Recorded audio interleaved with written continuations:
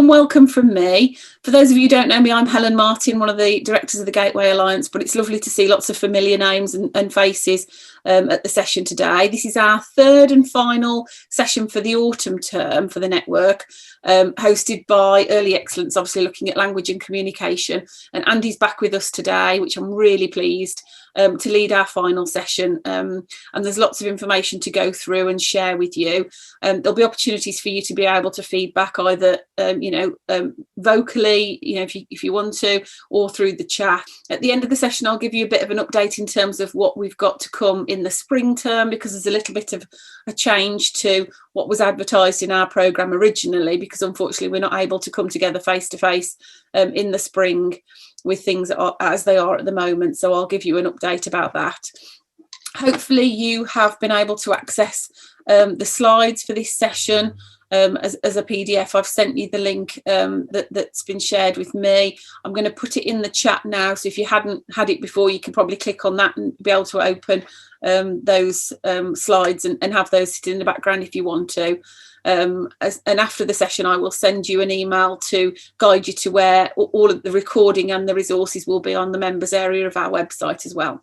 I'm going to take up no more time. I'm going to hand straight over to Andy now, who will lead our session, and I will speak to you again a bit later on. Thank you. Very good. Thank you very much, Helen. Hello, everybody. I hope you're all well. Just to get us started, would you mind just turning your cameras on for me, just so that I can see you all? Would that be all right? I know it's sometimes tricky when if you're at home, perhaps, or you've got other things going on around you. But if I could just see you all, that would be great. Fantastic. Super. Oh, I can see lots of you now. Brilliant. Lovely.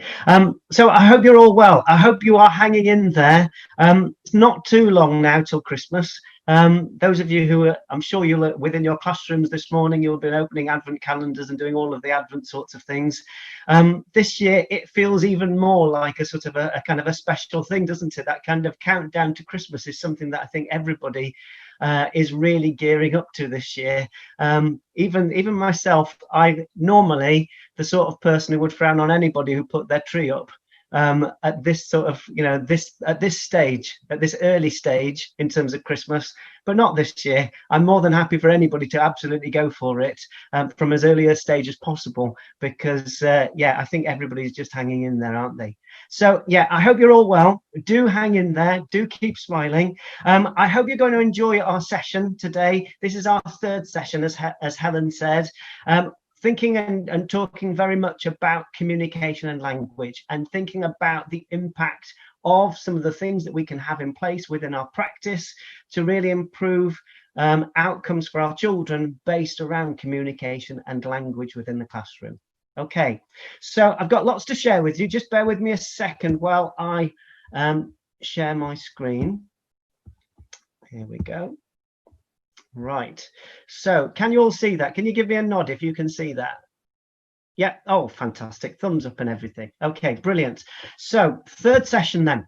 In terms of the other sessions, what have we talked about so far? Well, in the first session, which was with Maria, my colleague Maria, we talked about the background to all of this. So the research and about child development and about everything that underpins the thinking around vocabulary development.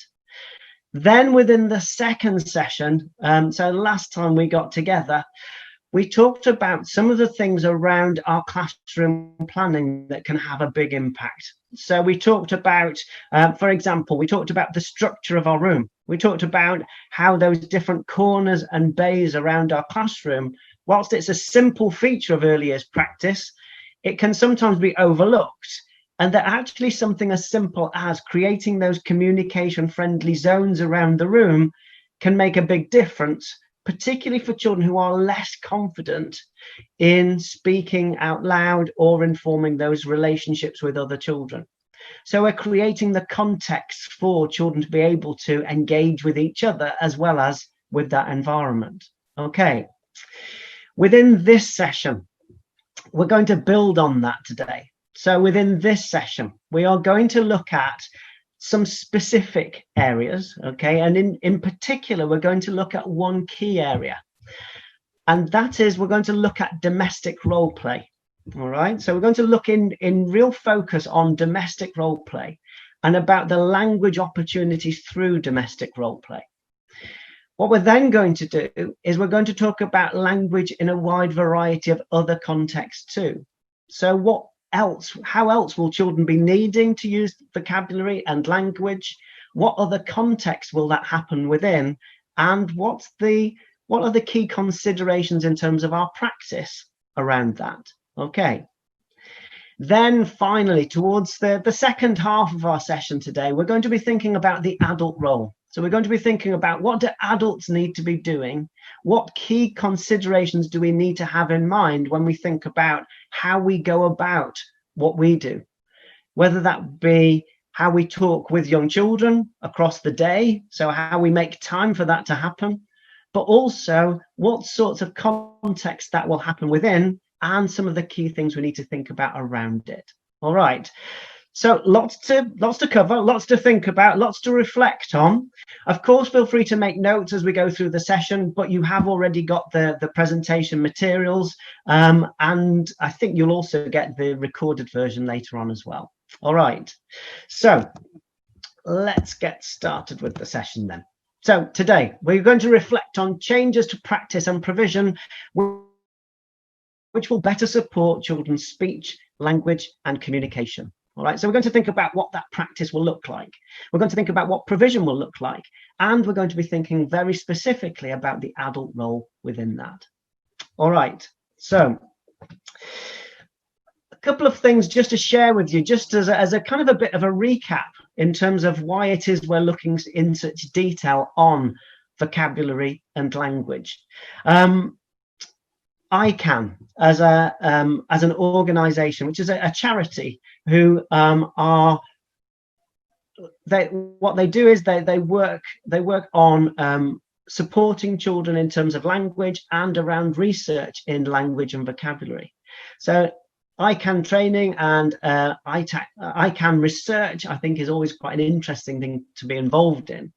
So ICANN said this. They said, our understanding of how children acquire language has moved on considerably over the past 50 years. Researchers agree that although there is some innate tendency for language to develop, interaction between adult and child and the environment is crucial, and the environment to support it are crucial. It's really difficult, I think, for the adult within an early years setting to have an effective interaction with children if the environment itself doesn't support that interaction process.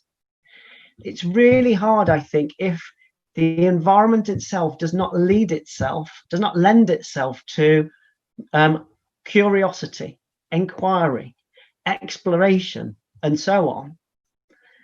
It's really hard then for the adults to become engaged in a process with the children. And yet it's often that process of adults and children working together that makes the biggest difference. Certainly that's what most of the research, and certainly recent research, is showing, that those opportunities for adults and children to work together within a range of contexts is crucial to language development and vocabulary development. Okay. I also mentioned this last time, that when we're talking about speech and language, it's often one of the key factors in closing that gap for young children. So when we're talking about disadvantage, for example, within different areas, when we're talking about disadvantaged children unable to communicate effectively because they lacked concentration, vocabulary and listening skills to focus their attention and understand what others were saying. That was from an Ofsted document back in 2016, Unknown Children Destined for Disadvantage, it was called, if you want to look that up. There's lots of detail there around speech and language and the importance of that. I was also listening earlier on today to the news today from Ofsted, talking about the impact of the lockdown on young children, and some of that was language and vocabulary related too, in terms of that idea of relationships and that building up of speech and vocabulary and so on. Okay, so that's the background, of course, to what we're talking about throughout all of these different sessions. I also shared this with you last time, and this is where we're going to pick up from last time. Last time we talked about the first part of this quote. So we talked about the idea of when children are, just a minute, let me just bear with me. I just need to move the taskbar. There we are. We talked about when children have speech and language needs in whatever way, whether we're talking about just in terms of developing speech and language, or whether we're talking about a greater need, they need someone to talk to. They need something exciting to talk about.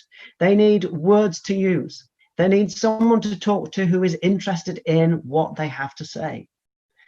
So last time we started off by using this structure as a way of unpicking the practice, of thinking through actually what does our practice need to be like if we're looking at each of those key strands in what children need in terms of speech and language development. So we've talked about something exciting to talk about, and we've talked about, again, sorry, just bear with me a second while I just move that first. We talked also about somewhere to talk. So we talked about the structure of our room. Today, we're going to talk about some words to use, and we're going to follow that up with someone to talk to who's interested in what we have to say. All right. So let's start with that then. Some words to use. When we're thinking about some words to use, I think the important thing for me when we're thinking about that idea of really starting off that process of speech and language development within the classroom is to start from the words that will help children to make connections, to start from the words that apply to the children's everyday lives, to start from the words that the children will know something about already, and therefore we're building that speech and language around familiarity. Also, when we're thinking about that, what sorts of things are familiar to children is really important, because when children come into the classroom, whether they be 3 or 4 or 5, when children come into your early years classroom, what they will be looking for are opportunities within the classroom that speak to them in some way, that make some connection to their own lives. And so we often talk about that circle of experience of young children. What will they be interested in? Well, first of all, they'll be interested in themselves. They'll then be interested in their family. They'll then be interested in their home and the wider world around that. That actually all of those circles of experience, I think, are really important to children. So if we're looking for a way of really underpinning effective practice, I would always say that our starting point needs to be those circles of experience of what children already know, and how can we use that starting point of what's valuable to young children. Okay. It's for all of those reasons that I would always say that when we're thinking about role play, that we would always recommend role play should always be domestic role play within an early year setting. Okay, that as a starting point, really a home corner is the perfect place for young children to learn. Of course, we might, if we've got space within our classroom, we could have a second role play. But if you've only got space for one, from my opinion, and in terms of what Early Excellence would always say, we would always say have domestic role play and keep it as domestic role play.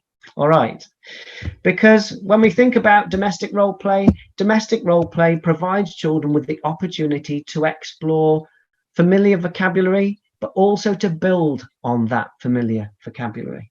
Okay, so what do we mean by the importance of domestic role play? Why is it important? Why is role play important to start with? Well, role play is important because every aspect of learning and development can be supported in what is basically a very natural way of going about learning. Children will, through role play, explore the meaning of language. They'll also explore specific vocabulary. There are a wide range of learning opportunities, not just in terms of language, of course, but across the curriculum as well. Children will, through role play, often be more expressive, that they'll express ideas. They will be able to explore different roles, the roles of different people in their own lives, and explore the language around that. Also, of course, what's important is to consider that through role play, children are often telling stories, that they are stories related to their own lives, but they are stories. Not all stories, of course, happen within the book corner or on the carpet. Stories will be happening, storytelling will be happening around your classroom in a wide variety of different ways. And I think it's really important to recognize that if we want our children to excel as writers, to develop as confident writers and confident in terms of literacy skills, that we see storytelling in a wide range of contexts and the importance of the language relating to that. So, role play experiences.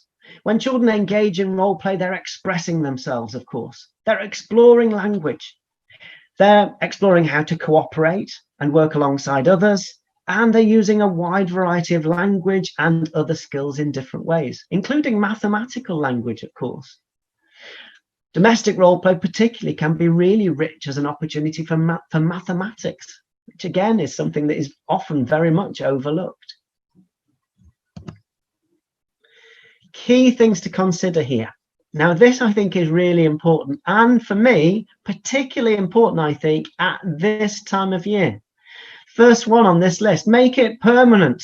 If you don't, children will make one anyway. Okay, so in terms of domestic role play, make it permanent. The reason that I think it's really important at this time of year particularly is that I think it's very easy sometimes to slip into that habit of at Christmas, or as Christmas approaches, turning domestic role play into something else is a really easy habit to fall into, I think, if we're not careful. So it's suddenly becoming the, I don't know, the Father Christmas elf wrapping station or the Santa's grotto or something like that. It's really festive, of course, and that's great. But for me, something like that, doing something like that takes a lot of time and is quite hard quite often to organize and set up and do all of those sorts of things. And quite often there aren't enough things within it to do. Whereas when we think about domestic role play, when you think about the home and the home life around that, there's lots to do. Excuse me. There's lots to do. We don't have to necessarily show children everything there is to do, because actually there is that understanding of what there is to do around the home. Also, I think quite often, if we don't provide children with domestic role play, if we provide something else, I don't know, a space station or something like that, if we're changing our role play, our domestic role play into a space station by covering it in loads of foil or something like that, what you often find is it takes a long time to set up, it takes a lot of time to introduce, and then after about a week, you find that the children are sitting down on the carpet or in the home corner, basically having a tea party in the space station. That often what they actually want are those domestic sorts of opportunities. Okay. However, that does not mean to say that in terms of that space that it has to stay exactly the same. So we might enhance that space at different points in the year. So do keep it as domestic role play, but as Christmas approaches, decorate it with the children. So decorate that space. So add in your Christmas cards. Excuse me, I'm just going to have a quick glass of water. Add in the Christmas cards, add in the Christmas decorations, add in a range of different opportunities there going through the year. There are lots of different possibilities of ways of changing that role play area as you go through the year. And each of that can involve new vocabulary, new words, can involve challenges as well in terms of changing that space in a way that actually doesn't necessarily always reflect what every single child's home looks like. that actually, decorating it for Diwali or decorating it for Christmas actually will be different for some children at different points in the year. Also, add in real things. So adding in things like real life clothes and clothing, shoes and so on, coats, different sorts of materials that again will challenge children's thinking and provide the potential for new vocabulary and new language. Okay. So one key thing to think about then from the outset is that idea. Do you have domestic role play out all of the time? Is it something that's always available? And if you do, what do you do with it? Do you have it as domestic role play all of the time and do you enhance it? Or do you have it as domestic role play, but perhaps it doesn't change at all during that time? I'm just going to quickly show you a few photographs, if that's all right, just to get you thinking about the possibilities around domestic role play, particularly, I think, around language and around communication. So key things to consider here, making the space feel as real as possible, I think is crucial. So making it feel like you're going into a real room, I think is really important. So like we talked about last time, making it feel as enclosed as possible tends to work best in a corner and a space where you can really sort of box the space in, either using the kitchen units or by using furniture and so on, making it feel that you're walking into a space that is like a real room, which is what you can see here, of course, in both of these photographs. But alongside that, alongside the structure of the space, I think making it feel as real as possible is crucial, and thinking about the detail of what is on offer there. So the detail of things like the kitchen utensils, of the real crockery potentially, or real cups, real saucers, things like, a microwave, pots, pans, different sorts of utensils. So things like a whisk, a potato masher, different sorts of spoons. How many different kinds of things are available within your domestic role play area, I think is a really interesting thing to consider, particularly when you think that actually for each of those items, there are lots of potentially new words linked to those opportunities. So opportunities, as I mentioned before, to dress up, opportunities to explore, dressing up and putting on clothing. Different sorts of clothing, different hats, different sizes of clothing, different patterns. Opportunities to put a wash on. So even things like with a washing machine, putting a wash on, having a collection of clothes that are different sizes of clothes, baby clothes alongside children's clothes, alongside adult clothes, pairs of things, so pairs of socks, pairs of gloves, clothing with patterns, all of those rich opportunities for conversation and discussion. Really thinking through the processes involved in all of those real life opportunities. So putting a wash on, then a space to maybe hang the washing out or onto a dryer, then being able to iron the clothing as well. Thinking through the real detail, I think, is important, even down to what's on the walls. So things like photographs of different family groupings. I think that's interesting. Photographs of different people, different ethnicities, different ages, all sorts of different possibilities there for conversation and discussion, just in the detail of what's being offered there. There are lots of possibilities. I mentioned about mathematical vocabulary and mathematical language earlier on. Domestic role play provides loads of opportunities for mathematical language. So, for example, having something like a real working clock within the space, having a wall planner or a calendar, having recipe books, all provide opportunities for real life, meaningful use of number, but also when you think about a clock, a calendar, a wall planner, they're all basically number lines, but meaningful number lines that can be used within that space. Okay. Other things to think about there, things like, again, real life processes. So having things like shopping to unpack. So shopping bags with containers within it, so that things, we need to unpack the washing powder, unpack the detergent, unpack the tea, the coffee, and so on, and find a place for where everything belongs.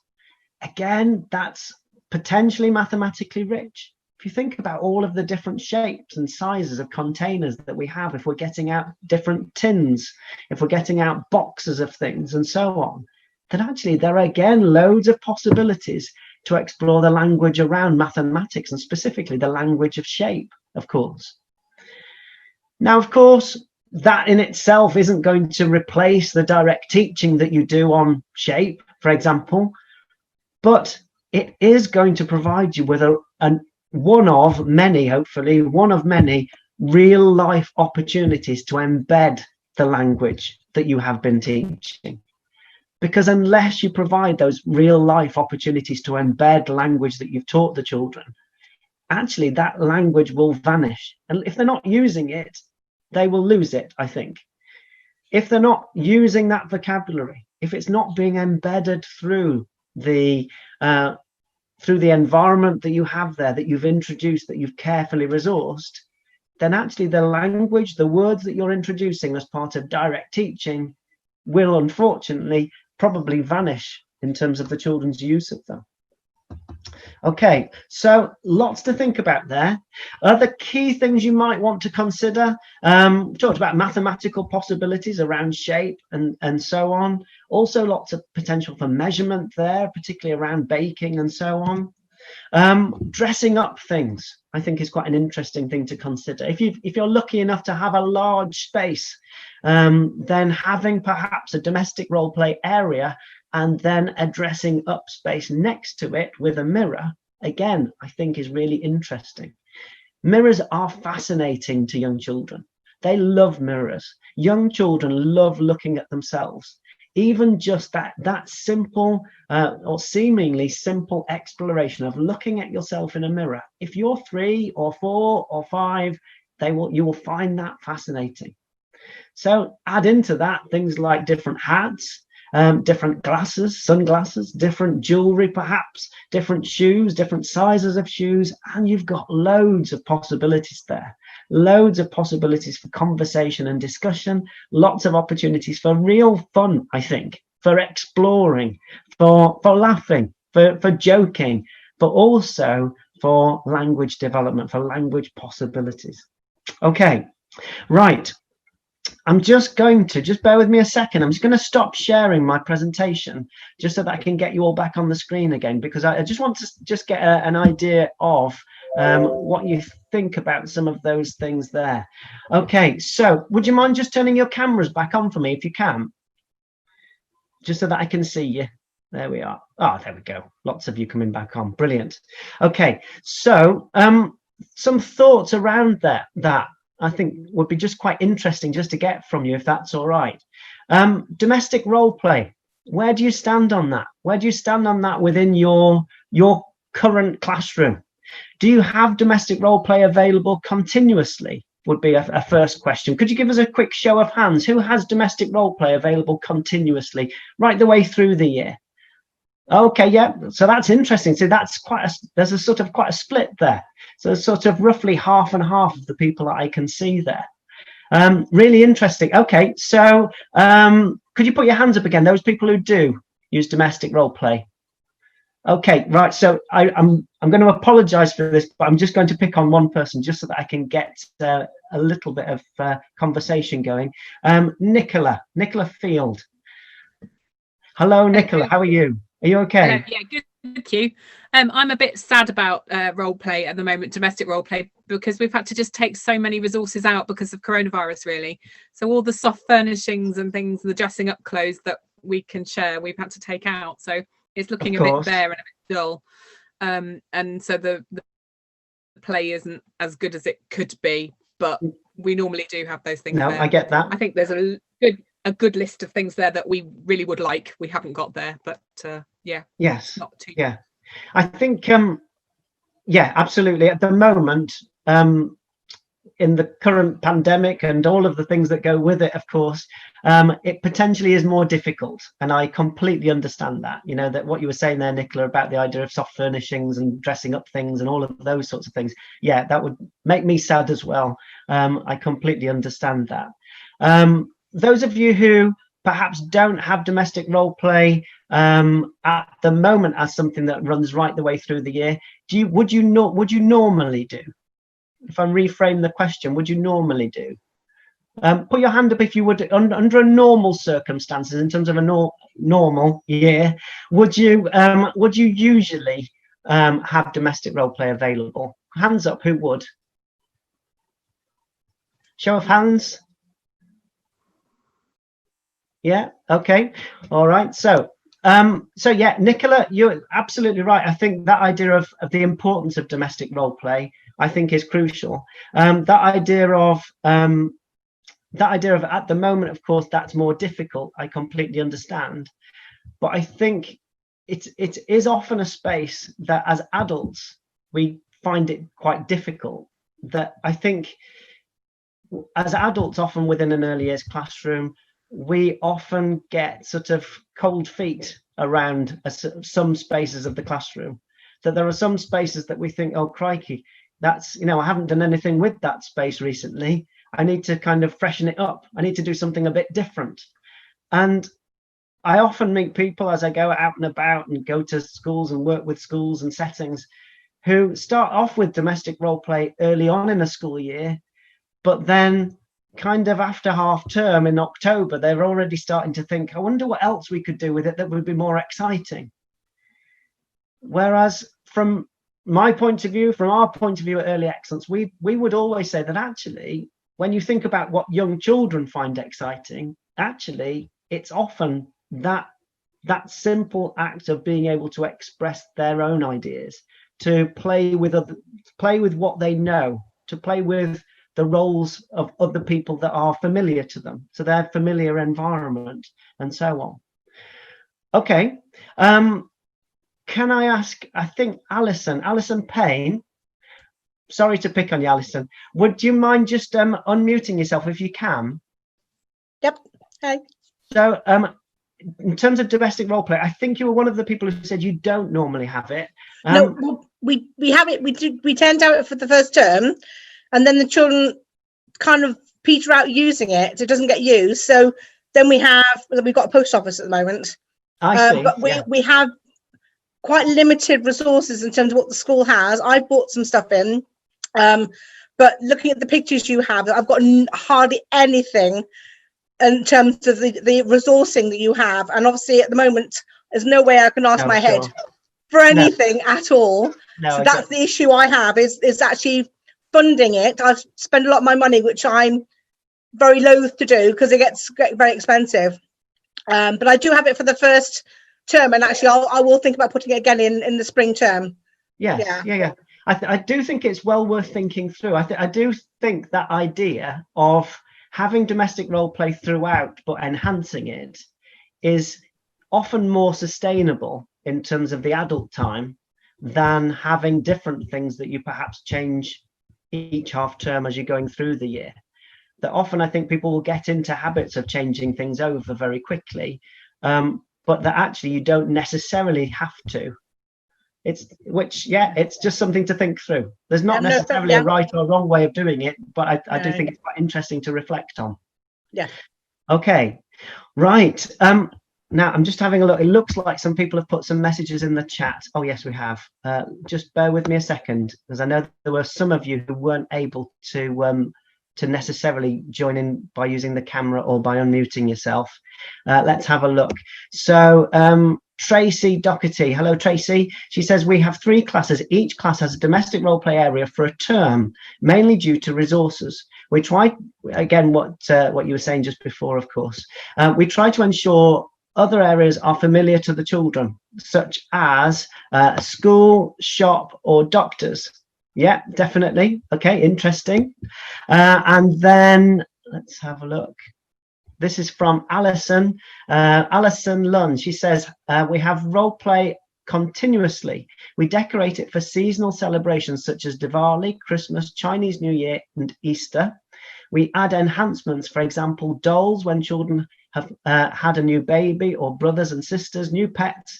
Sometimes, just bear with me while I scroll down, sometimes adapt the owner of the home as well. Now, that's an interesting one.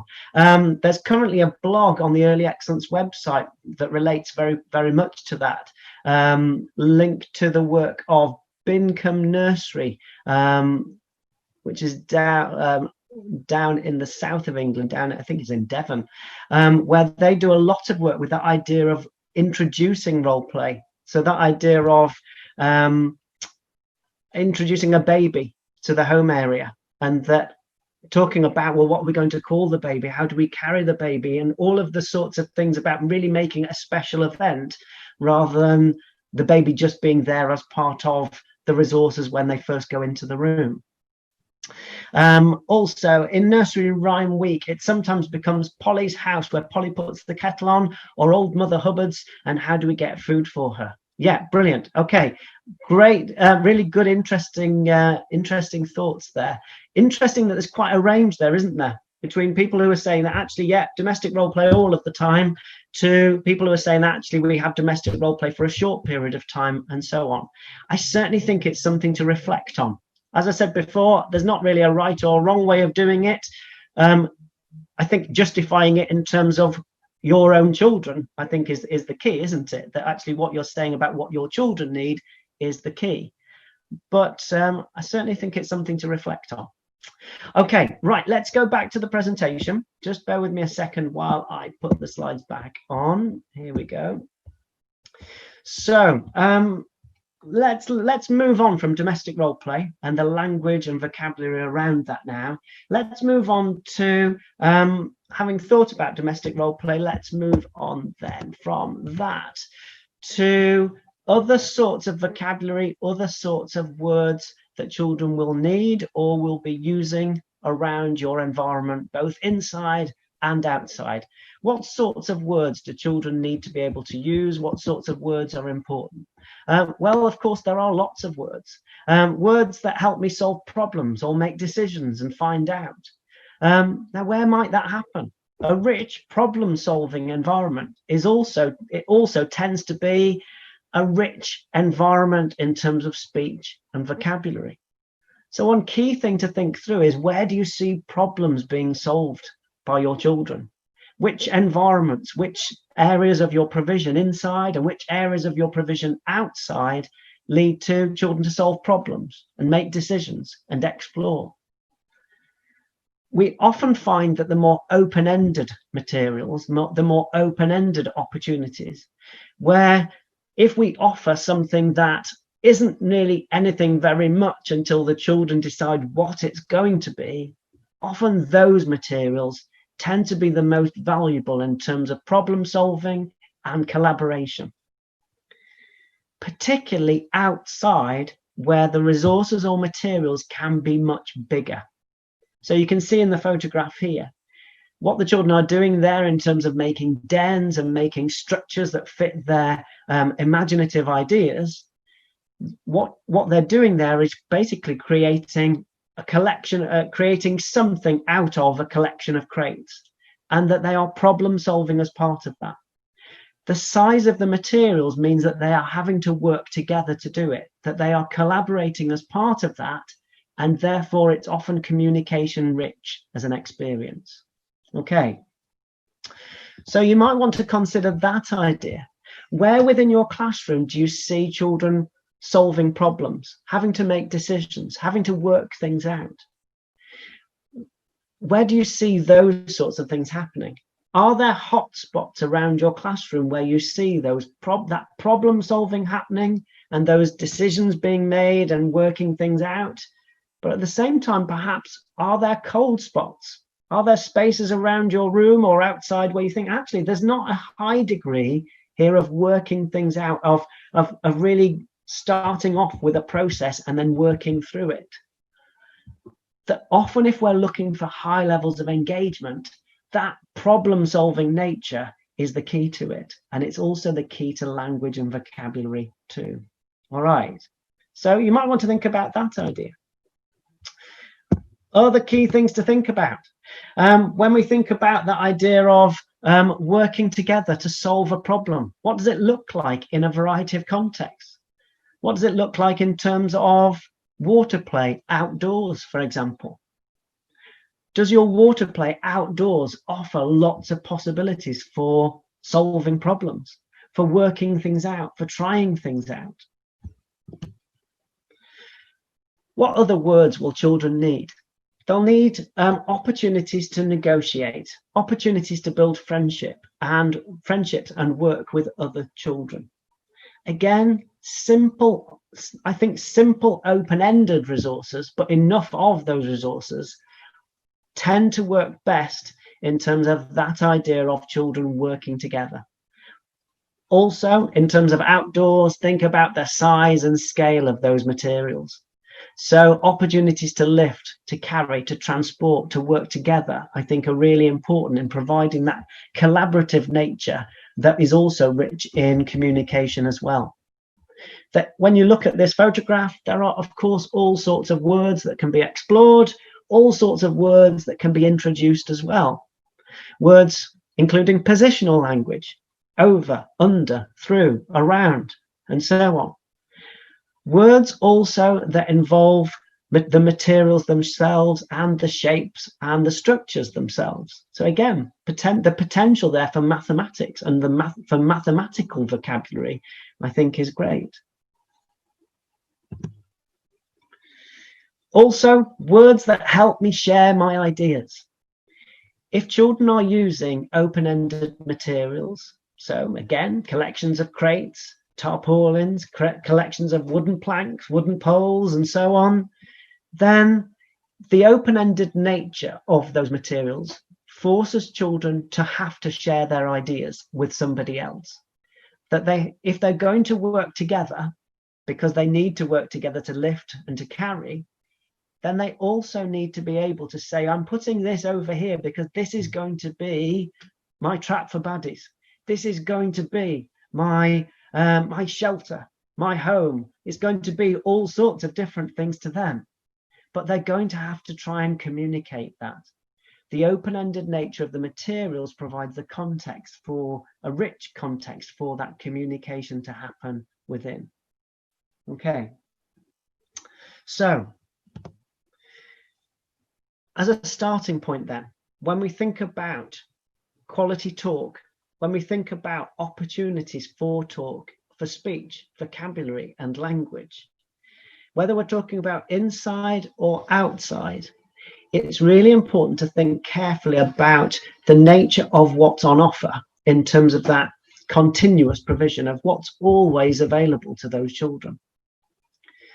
So, for example, when we think about a water area, when we think about the materials on offer within a water area, from the measuring cylinders to the funnels, to the different sizes of jugs and containers, to the water wheels and the different small world figures and characters and creatures and so on.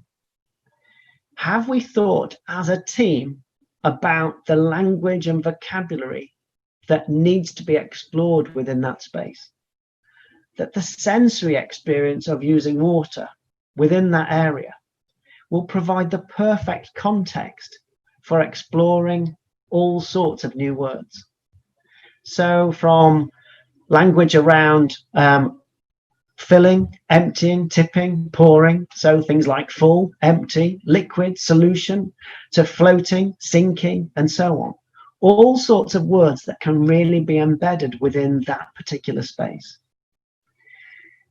Of course, as I said to you, I think last time, one key thing to consider here is that when talking about words, we're talking about the use of words. We're not just talking about print. And so, yes, of course, you can display water words within that particular space, but it's only really important, ideally, I think, in terms of speech and language, if children are using them and if they're hearing those words. So we need adults to understand the words that can be used within those spaces. We need adults to understand which point those children are at in terms of that speech and language development, and for them, which are the right words for them to know and to use. Okay. It's also crucial that as adults, we are consistent. So when adults are alongside children within a continuous provision area, such as this one, that all of the adults within the classroom, if they're there in that water area alongside children, that they use the same terminology and they use the same words. So you want every adult to know, for example, that those containers at the top there on the top shelf, that they are measuring cylinders. Okay, you don't want one adult to be calling those something else, those tall jugs, whilst everybody else on the team calls them measuring cylinders. We want every adult to be calling these scoops, because that's what they are. Okay, that's the word that we're going to use, scoop. We need every adult to say these are called funnels. Okay, and we need to identify the words that relate to each of the creatures that belong in these containers at the bottom here, and how we describe those creatures as well. Now, that identifying those words should come at the planning stage, that planning what goes into each area of provision, planning what belongs in a water area, planning what goes into a domestic role play area, as we talked about before, planning what goes into a small world and blocks area, and so on. All of that is a planning stage that I think really needs to be valued. The reason that I stress that is that often when I talk about planning within training sessions, often if I ask people to tell me about their planning processes, people will often assume that when I'm talking about planning, that I'm meaning their short-term planning, that people will often talk about what they've been doing this week. So what math session they've been doing, what phonics sessions they've been doing, and so on. Now, of course, all of that is weekly planning, and it is planning. But of course, there's a whole lot of other planning that needs to be done before we get to that stage, if we want children to use our environment effectively, and if we want our adults to be able to support our children within that environment effectively. We need to be planning through very carefully how those materials are stored, what they're going to be called, the language and vocabulary relating to them, and the adult role within that space as well. Okay, so that continuous provision planning. That planning also includes knowing the words that will be used and can be effectively used by adults and children within a wide variety of contexts. So, for example, in the outdoor area, knowing that there are certain words that need to be used alongside some of the things that children are exploring. That large-scale exploration of water will include everyday words, so filling, tipping, pouring, but they will also, as we get further on, potentially include lots of other words too, from cascading to overflowing and so on. So more difficult words, but actually, again, words that can be embedded in terms of their use alongside this sensory experience. Words to stimulate and develop thinking in continuous provision. That when we're thinking about the adult role alongside children, really important to think through what sorts of words will be explored alongside all sorts of different contexts. So in this photograph here, you've got the exploration of the rows at the end of a watering can. So this little boy here, he's gone to the water tap and he's gone to fill up his watering can, but he's actually taken the rows off the end of the watering can, which is where, of course, the holes are, all of the little holes. And he's poured the water from the tap through the rows, and he's watching as the water then goes from one single stream of water through the rows and becomes actually lots and lots of different small streams of water. Having the opportunity to, and the confidence, I think, to explore that alongside him, I think is really important. Now, part of that as an adult is in knowing the words that we can use. So from stream to water, excuse me, to the rose itself and so on. But also part of that is in our timing and having the time for that conversation to happen.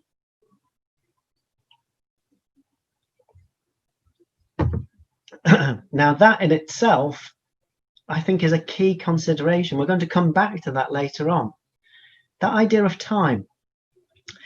If speech and language is, as we've talked about throughout the sessions, something that underpins that learning process, that actually speech and language and vocabulary are opportunities to close a gap for many children, but that also provide a perfect context for learning to take place within.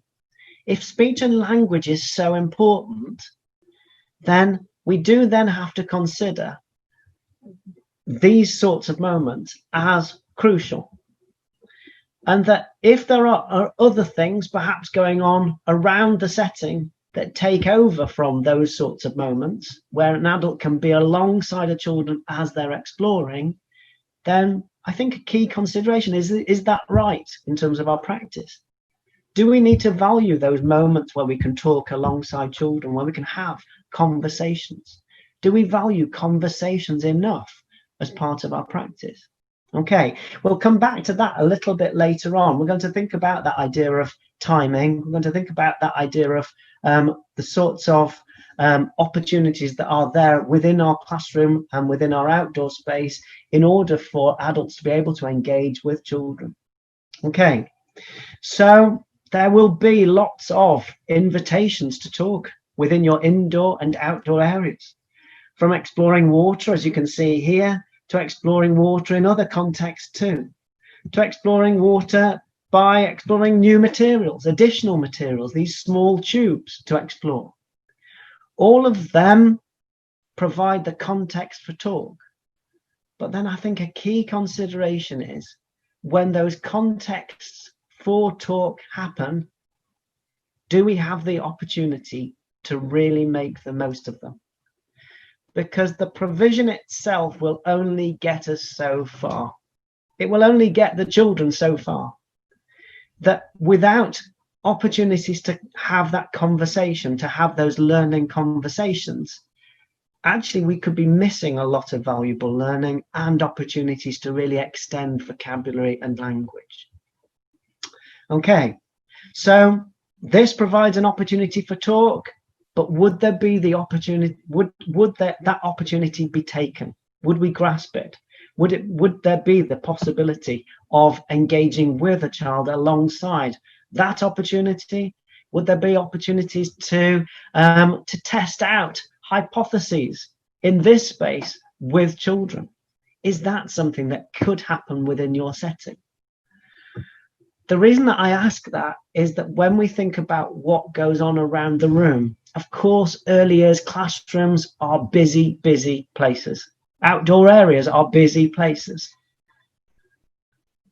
But if we're really going to value speech, language, vocabulary, if we appreciate all of that research around the importance of it, then are we valuing conversation? How many learning conversations happen across a day within a variety of contexts in your room?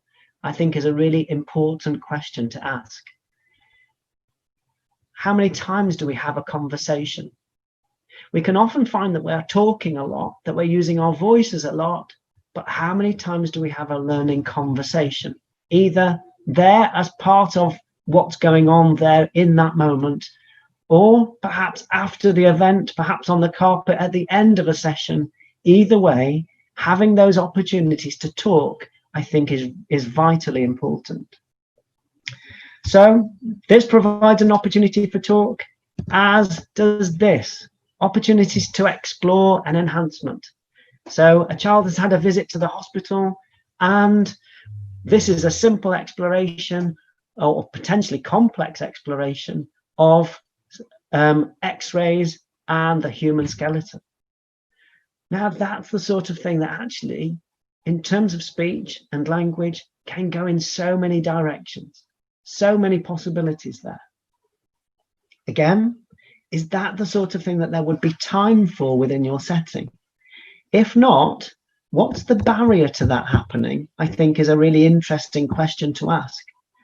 What's the barrier to that? So, for example, sometimes a barrier might be that as adults, we're dealing with perhaps logistical things, the kind of the running of the day, and that means that sometimes we don't have the time to be able to engage with these sorts of moments. If so, one of the things that I would always recommend doing, if you find that you're always dealing with the logistics, if you're feeling that you sound like a stuck record, for example, every day saying the same sorts of things, then I would recommend having the conversation with your team about what happens at the start of a year, or what happens when new children come into the setting.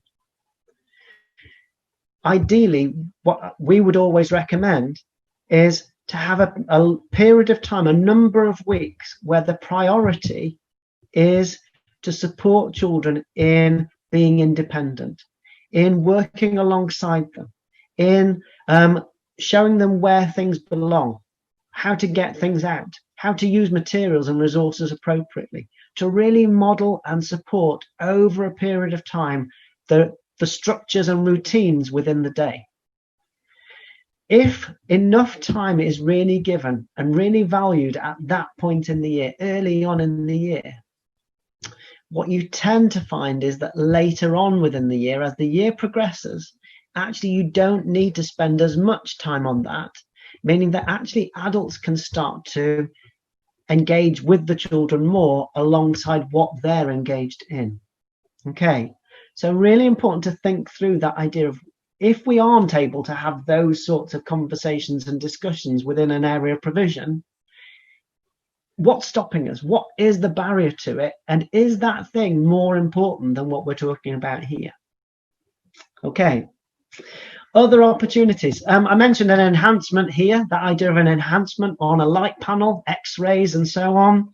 Other enhancements are also great for extending language and extending vocabulary.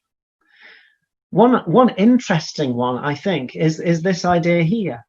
Having one space within the room, an enhancement area within the room, which could be a low play table, or it could be a windowsill, it could be one top of a drawer unit perhaps in the classroom. One space where what you will have is you will have materials that you will put out for the children, perhaps every 2 weeks or so, that you will have collected together that will challenge your children's thinking. Now, from my point of view, I think a good starting point here is to collect together resources and materials that will challenge their thinking in lots of different ways. So a collection of everyday items. So things like here, a collection of brushes, because your children will know what a brush is, of course, but they'll be able to pick out some brushes, like the toothbrush, for example, on here, that they know all about, and they know what it's used for, and so on. But there'll also be other brushes in this collection that they won't know anything about and they won't have seen before. There'll be other brushes alongside that they will know about, but they don't know lots about it. So they'll have seen somebody using it, perhaps their mum or their dad have got a brush like the shaving brush, for example, that's in the middle of the picture there, but that they've got that and they know about it and so on. But they don't know everything about it. Other things relating to that or similar to that, you might have collections of other objects, collections of pairs of glasses, for example. Again, things that are to a point familiar, but that actually there's still a lot more they can learn about them. Everyday items, everyday objects, collections of spoons, different sizes of spoons, that can be an interesting one.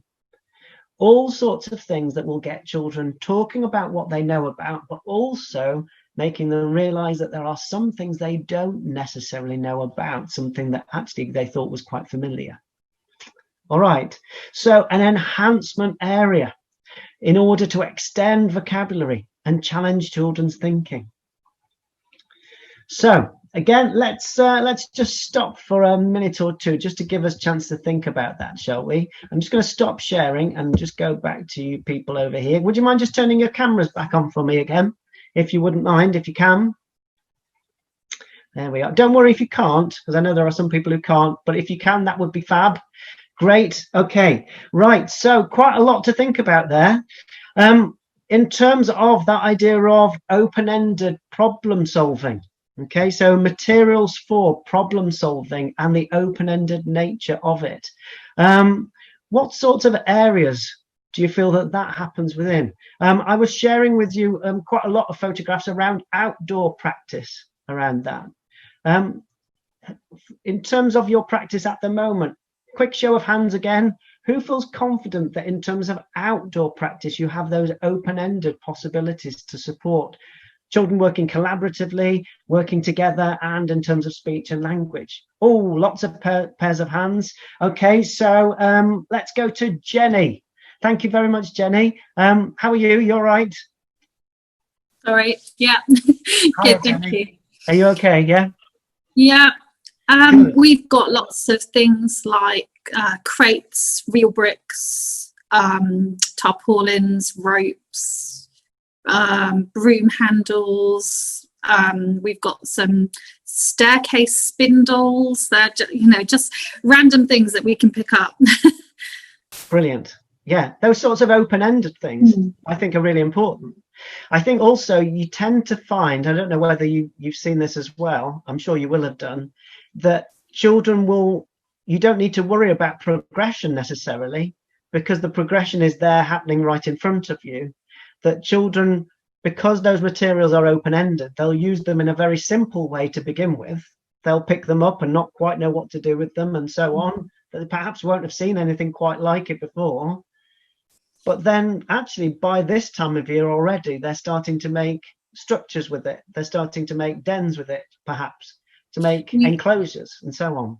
We have 5 year ones within our reception class as well, who have had these things for the year previously. So, they're pushing some of these reception little wild things on more with their den building or their vehicle making or whatever it is they're doing. So they really help us as well as the adults being out there. The year ones who have already spent some time out there getting experience of building things, they really help us too. Great. And do you feel that in terms of the adults being able to engage in what the children are doing, is that something that's possible in terms of the outdoor space? Yeah, I think so. I've got 2 adults usually. One's inside, one's outside.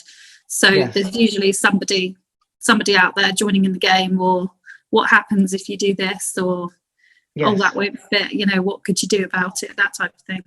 Yes, brilliant. That's good to hear. I do think that sometimes the logistics take over. So sort of having a real handle on the management of the space, as I said earlier, I think is really crucial. That if it runs away with us and it becomes too hard to manage for that maybe 1 or 2 members of staff, if it's too big a space to manage, staff will end up spending such a lot of time trying to manage the space rather than being able to engage with the children in what they're doing. So that sounds perfect what you've got going on. That sounds great. I don't think it's perfect, but we'll get there. Oh, it sounds good to me. Sounds good to me. Okay. I couldn't help but notice there was a kind of, when I asked for a kind of a hands up, there was somebody, Sally, I think is just in the middle of talking to somebody. So Sally Aubrey, are you there? Oh no, she's just talking. I couldn't help but notice when I said, put your hand up if you think that you've got that outdoor space with open-ended possibilities. She went like this. And that's how I was drawn towards her. I think she's busy talking, so I won't interrupt her. I'll leave it, and if we get a chance, I'll come back to her a little bit later on. Let's just have a quick look at the chat, because I noticed there were some things that people have put in. Here we are. Lots of language in World Nursery Rhyme Week using frames, guttering, watering cans, etc. Plastic spiders to explore, flushing Incy Wincy spider down the channels. Excellent. Yeah, lots of good stuff there. Lots of possibilities. Yeah, Definitely. So that kind of exploration in a wide variety of different ways, lots of speech and language in a wide variety of different ways. Super. Okay. There we are. Sally. Hello, Sally. Sally Aubrey. Hello. Can you just unmute us for it? Would you mind? Hello. Hello, Sally. How are you? Yeah, good, thank you. Sally, I was just saying to people, I couldn't help but notice that when I said hands up, you went like this. That's right. We just need to reorganise our outside classroom, really. So all the resources are there for it to be really open-ended, but it's not always that accessible for the children. I see. So we've just had a new roof, so it's given us an opportunity, let's kick up the bum really, to have a good sort out there, because I think we often have too many resources, and then Yes. the children, you know, it becomes quite complicated. So we're stripping it right back, and we're making the zones really, really clear, and I want every zone to be really, really open-ended. We're doing away with, I'm presuming it's not right to have like books out there, so we're doing away with, am I right in thinking, because we've taken away like all the small world and, you know, like the stuff that really we would also have inside, and getting rid of some of the areas, so it's all like lots of problem solving and very open-ended and that type of thing. Yeah, absolutely. Very physical as well. Absolutely, Sally. Yeah, definitely. As a rule of thumb, I think if you can do something inside, just do it inside. You don't need to duplicate it. You don't need to have any kind of mirror image going on. I think for quite a long time around outdoor play, there have been sort of quite confusing messages at times. I think I've worked with lots of people, lots of schools and settings where they've ended up creating an outdoor space that looks very similar to what they've got indoors. Yeah. It's kind of a mirror image in some ways. And it's just not practical. It's really not practical. You know, you end up with, I've even worked with people who've got things like writing tables outside, you know, with paper on and things like that. Well, that's what we had. And we don't need those. So I'm getting rid of all of the tables and just having like large easels and that type of thing. Yes, but it's just not practical, you know. So you end up with a child will lift up the brick that's got all the paper underneath it, and then they'll take a minute or two to find which paper they wanted, and meanwhile you've got 50 sheets of A4 paper blowing across your outdoor space. Yeah. So yeah, I think keeping it practical and keeping it meaningful to being outdoors is about thinking about what's always available outdoors. So it's going to be used even in kind of the middle of December and January and February. So it's got to be quite big, quite rugged, quite resilient. It needs to be challenging them physically, you know, so that they are lifting, carrying, transporting, and that through that physical exploration, through lifting, carrying, transporting, you're also forcing them to work together, to force them to work collaboratively. And it's through that you'll get the relationships, and through that you'll get the language and vocabulary also. So it does link together quite nicely. Yeah. Right. Yeah, this is really useful. Like this is really useful because it's exactly what we've been discussing, because we're just at that stage now of reorganising the outside classroom. So this couldn't come at a better time. So thanks.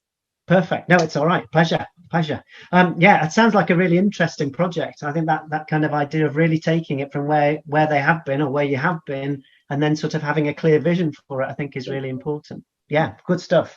Okay, right, everybody, just bear with me a second while I just go back to the presentation. Here we are. Excuse me. Right, so let's move on from that idea then of certain things that you need to consider within the classroom and outdoors as well. Let's think about progression of language, because of course the words that you use perhaps at the beginning of the year for children shouldn't necessarily be always the words that you use for the same group of children or the same children at the end of the year. And that thinking through a progression of ideas around language is also important. So some key things to consider around this. When we think about an area of provision, I would think in terms of this particular triangle, in terms of the speech and language around it. So what words, let's start at the bottom, first of all. What words of everyday speech will be familiar to most children within that space that you're still going to use in order to make sure that you embed the use of those words but which words will be familiar? That would be our starting point for each area of your provision. Okay. But then building on from that, what words will be used a lot within that space? So high frequency words found in different contexts. So which high frequency words will be used in that space, but also potentially other areas of the room?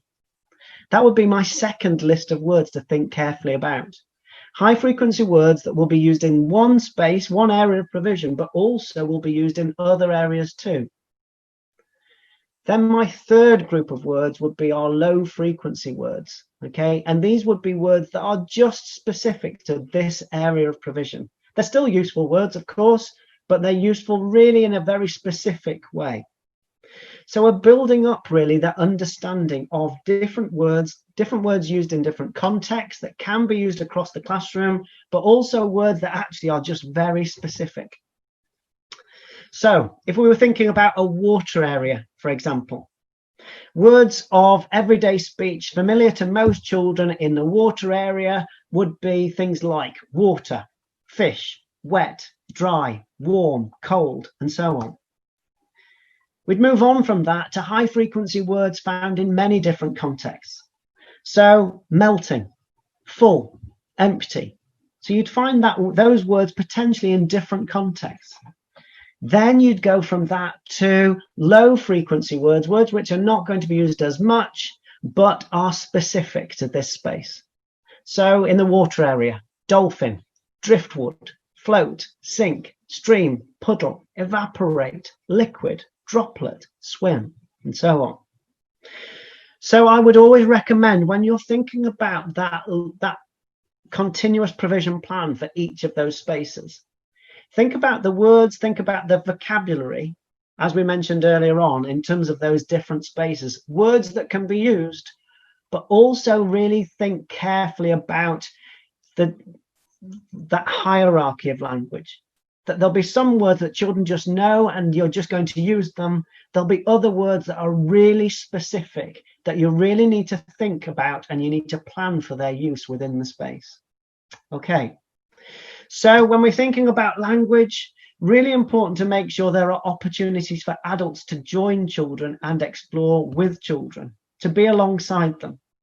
But when they do share those moments together, to not oversimplify the language, to have high expectations for children in terms of language and vocabulary, I think is vitally important. High expectations, so that we're not just calling that spider that you found on a fence a mini beast, but we're calling it a spider.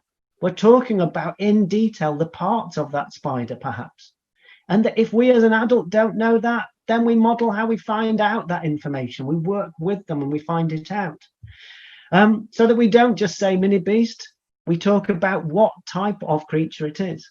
We don't just say dinosaur, but we talk about actually what type of dinosaur it is. Now, I think that is important. I think sometimes we do oversimplify things.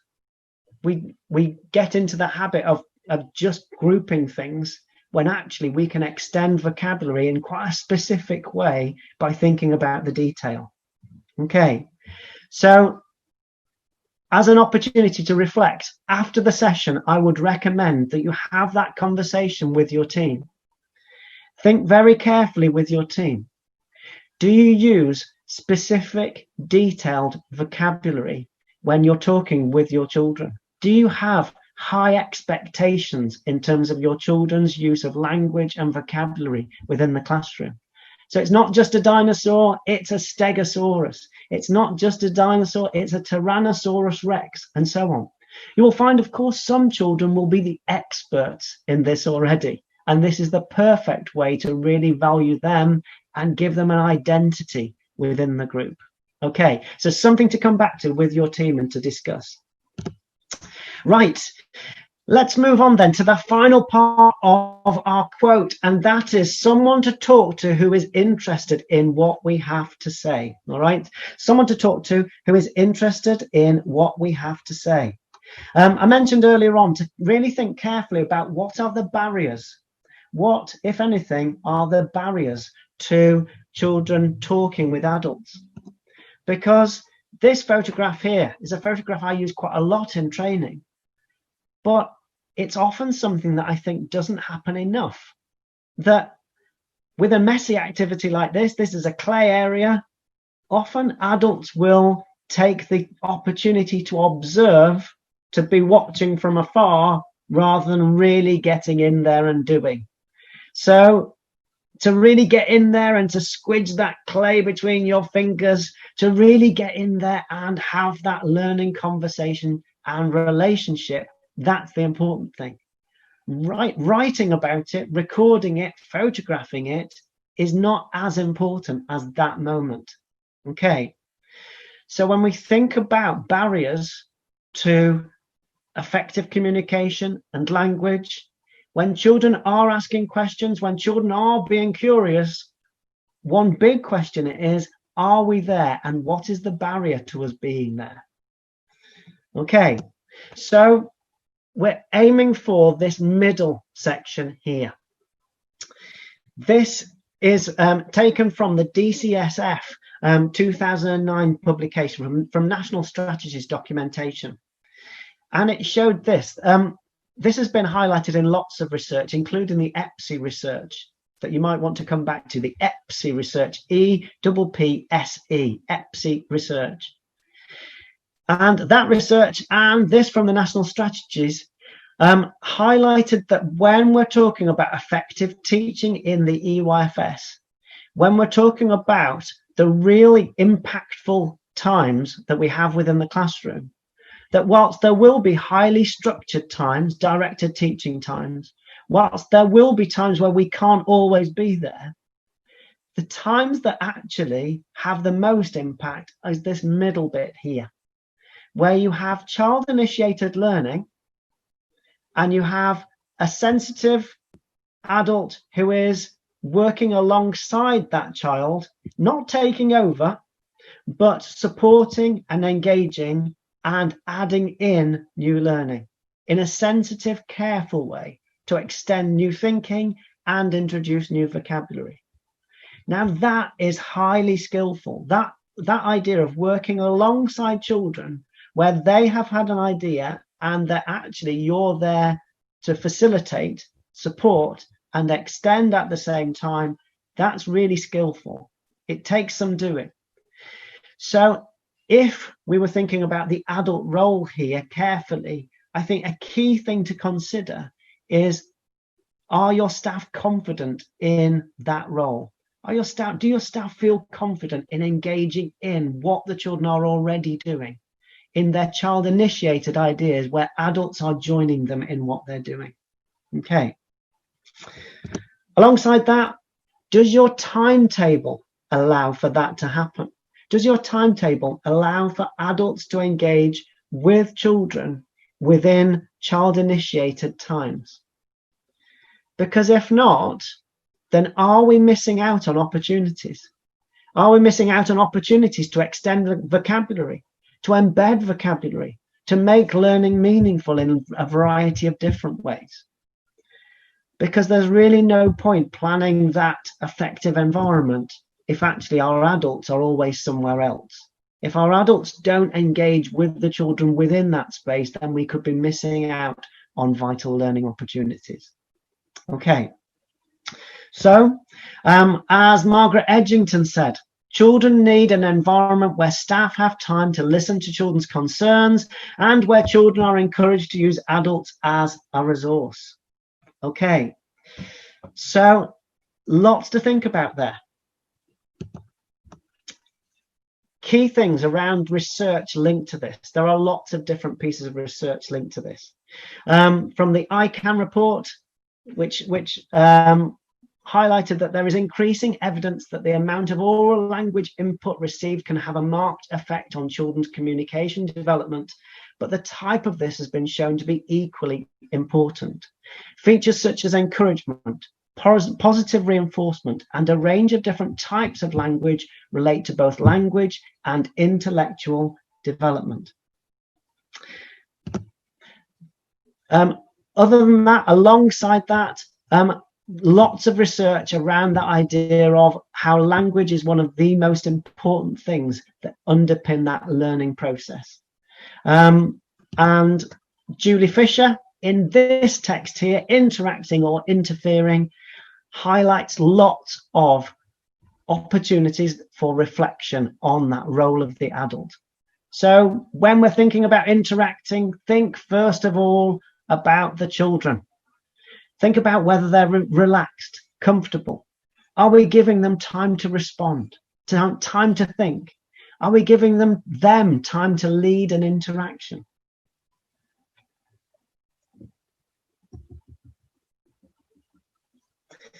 Okay, so just bear with me a second, because just hang on, let me just see. Yeah, here we go. Key questions here, key questions for you to come back to. All right. In terms of your team, share this with your team. When you think about your communication with children, are you modeling effective communication with them? So do you give them eye contact? Do you get down to their level? Do you make sure that the language that you're using suits their needs, that supports their needs? Also, are we using consistent terminology across the classroom? So that idea of the measuring cylinders, as I mentioned earlier on, being consistent about using the same terminology right the way across the room.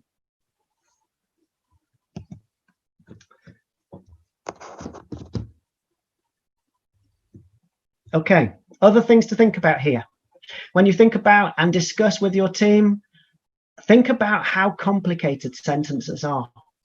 How much time do we also give children to think?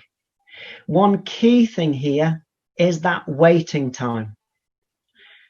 Adults will often talk, but not necessarily give enough time for children to respond.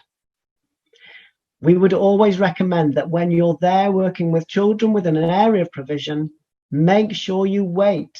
Make sure you wait for a response, because otherwise adults will jump in and answer a question themselves, or adults will often move on to something else if a child doesn't necessarily answer. Give them time to respond, and actually you tend to find that their responses are more effective because of that time. Okay. Some information there to come back to around the size of groups. A sofa full, okay? All right, so small groups and opportunities for conversation and discussion. Right, so key things to think about. Let me just jump a slide or two here because I want to just get to something. We've talked about wait time. Here we are. This is the activity that I just wanted to share with you, and that we're going to go off to our breakout rooms for. So here we are. Quick activity. When you think about your areas of provision, do adult-child interactions happen in some areas of your provision more than others? Are there areas of your provision where you feel interactions are less frequent? Okay. So you've got the slide there in order to be able to have that conversation, that discussion. I certainly think that's quite an interesting thing to do. One of the key things there, or one of the, I think, quite interesting things to do, is to draw a plan of your room, your classroom space, and to identify which zones within your classroom do you feel that are perhaps hotspots for communication, where you do have lots of adult-child interactions happening, and which spaces do you perhaps not have quite so many. Then you can start to unpick, well, why is that? Is that about time? Is that about the adult use of time? Is that about the timetable? Is that about the materials and resources in the space, and perhaps confidence to support children within that area? Okay, so lots to think about there. Just at the end of the presentation, there are some things from the early years toolkit intervention materials. So some things, some links for you to go on to access and to use. And then there's also some key things to question and to think about in terms of action planning and moving your practice forward. But we're just about out of time. So, and we've covered a fair bit. So I hope you've hope you found today's session useful. I hope it's given you lots to think about. All right, so thank you ever so much for joining us. Thank you for everybody for also joining in with the conversations and discussions that we've had during the session. I hope you found it useful. Okay, thank you very much, everybody. Thanks, Andy. Thank you so much, colleagues, for taking part today. I hope you found the 3 sessions really useful. I'm just going to post in the chat a link to our feedback form. You know what, I say this at all of our sessions, your feedback is so important to us in terms of how we can support you most effectively during this time. So please do click on that link, and then it will be hopefully on your screen for when you leave this session. You can complete your thoughts in terms of what next for our network meeting together. In terms of that, can I just let you know that in the spring term, we have our next session coming up in March. We had hoped to bring us all back together face to face for that, but unfortunately with the ongoing restrictions, we're not going to be able to do that. So we are planning to have another online session. The conference or the session for the spring was being led by Ben Kingston Hughes, looking at physical development within the early years. And so instead of coming together for a full day, we're going to split that into 2 twilight sessions, similar to these sessions. We're going to be meeting 3:30 till 5:30 on the 11th of March and the 17th of March. So we're splitting it into 2 different sections. I've got an email ready to go, so I'll send you the details of that, so you'll be able to make sure that those dates are in your diary, but just wanted to flag it to you whilst we're here today. So look out for that email, but we'll be coming back online, 2 separate sessions. Those will be led by Ben, and we'll be looking at physical development. But please do include in your feedback form if there are any specific aspects in terms of physical development that you want us to look at. Ben's really flexible in terms of making the session meet your needs and tailoring that to your needs. So if there's anything else that you feel is particularly important at this time, please do share that with us, and we will be able to respond to that and hopefully help to meet your needs as best we can. So thanks again, Andy. Thanks for the sessions that you've led for us. So much information. So thank you for sharing that.